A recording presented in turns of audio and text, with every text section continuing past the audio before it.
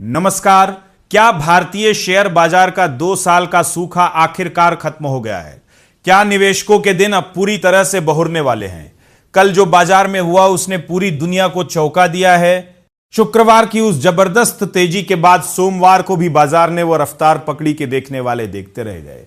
जिन लोगों ने जोखिम उठाकर शुक्रवार को खरीदारी की थी उनकी तो जैसे लॉटरी लग गई है। निफ्टी कल 0.98% की बढ़त के साथ 23,853.90 पर बंद हुआ, तो वहीं सेंसेक्स भी लगभग 0.97% उछलकर 76,264.33 के स्तर पर जाकर थमा है। एक समय तो ऐसा आया जब सेंसेक्स 736 पॉइंट से भी ज्यादा ऊपर था। यह कोई मामूली बढ़त नहीं है, यह एक बड़े बदलाव का संकेत है। लेकिन सबसे बड़ा सवाल यह है कि आखिर रातों रात ऐसा क्या हुआ कि शेयर बाजार में बहार आ गई। वजह है पश्चिम एशिया से आ रही वो खबर जिसने पूरी दुनिया को राहत की सांस दी है। अमेरिका, इजराइल और ईरान के बीच चल रही भीषण लड़ाई अब खात्मे की ओर बढ़ रही है।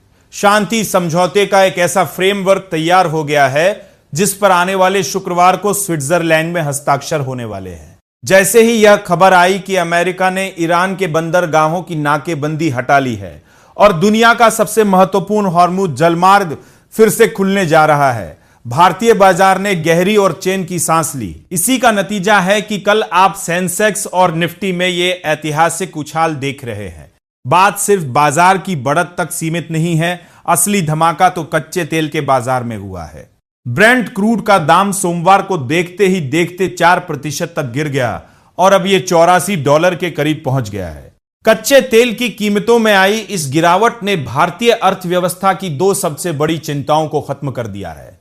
एक तो ईंधन का बढ़ता बिल और दूसरा विदेशी मुद्रा भंडार पर पड़ने वाला दबाव। इसी का असर है कि हमारा रुपया भी पिछले 7 हफ्तों के सबसे मजबूत स्तर पर पहुंच गया है।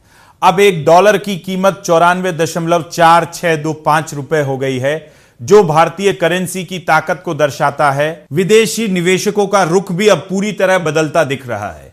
जो FII अब तक बाजार से पैसा निकाल रहे थे, उन्होंने अब अपनी शॉर्ट पोजीशन काटनी शुरू कर दी है और इंडेक्स फ्यूचर्स में नई खरीदारी कर रहे हैं। बाजार के दिग्गज विशेषज्ञ तो अब भारत की तरक्की के आंकड़ों को भी नए सिरे से देख रहे हैं। अनुमान लगाया जा रहा है कि वित्त वर्ष 2026-27 के लिए भारत की GDP ग्रोथ रेट 6.9% तक जा सकती है, जबकि खुदरा महंगाई की दर घटकर 4.6% पर आ सकती है। यानी महंगाई का जो बड़ा बम फटने का डर था वो अब काफी हद तक कम हो गया है। हालांकि इस जबरदस्त उत्साह के बीच हमें सावधान रहने की भी जरूरत है। बाजार के जानकार चेतावनी दे रहे हैं कि जब तक स्विट्जरलैंड में समझौते पर आधिकारिक मुहर नहीं लग जाती, तब तक सब कुछ तलवार की धार पर है। वहां के तेल इंफ्रास्ट्रक्चर को कितना नुकसान हुआ है और सप्लाई को पूरी तरह बहाल होने में कितना समय लगेगा, यह अभी साफ नहीं है। विशेषज्ञों का मानना है कि तेल बाजार को सामान्य होने में 3 से 6 महीने का समय लग सकता है,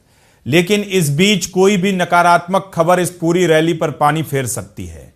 तो खबर अच्छी जरूर है, लेकिन अभी कई किंतु परंतु बाकी है। बाजार की हर छोटी बड़ी हलचल और ऐसी ही चौंकाने वाली खबरों के लिए हमारे साथ बने रहिए।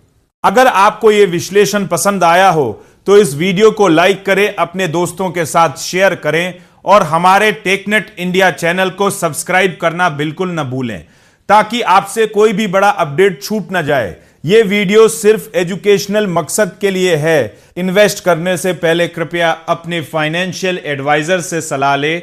नमस्कार, धन्यवाद।